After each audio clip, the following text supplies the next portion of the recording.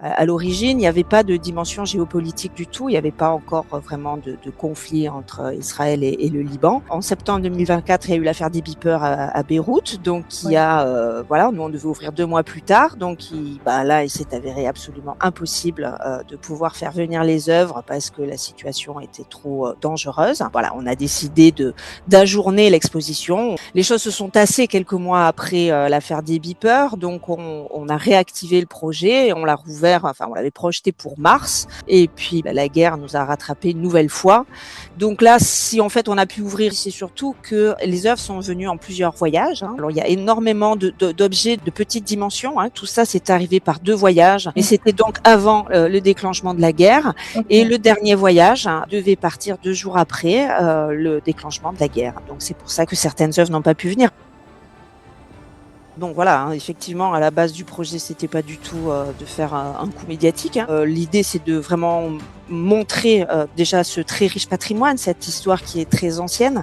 Et puis, évidemment, il était hors de question de renoncer là-dessus, et il était hors de question de taire aussi la situation. Enfin, donc, c'est réfléchi. Enfin, à l'entrée de l'exposition, on a bien dit qu'on dédiait cette exposition au peuple libanais. L'idée, c'est aussi de voir l'exposition et de découvrir Byblos, et de découvrir le patrimoine, et de découvrir ses œuvres magnifiques.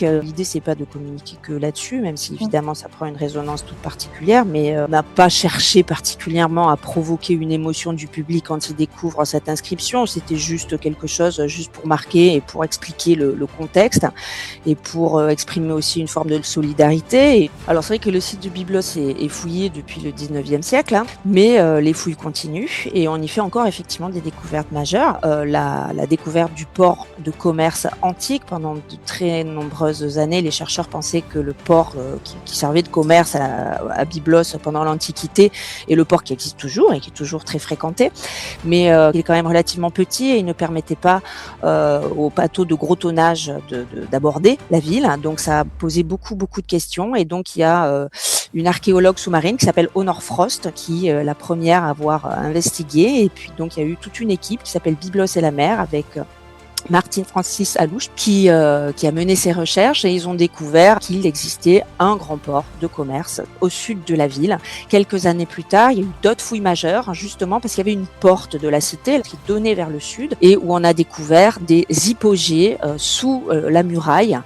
Donc ce sont des grandes salles funéraires, et où on a découvert des pratiques funéraires et des vestiges funéraires alors c'était probablement une nécropole dédiée aux nobles. Voilà, alors qu'on pensait que toute cette zone était plutôt dédiée soit aux religieux, soit aux politiques, donc au roi. Du coup, ça modifie un petit peu la vision qu'on avait de la ville. Donc oui, on continue à y apprendre.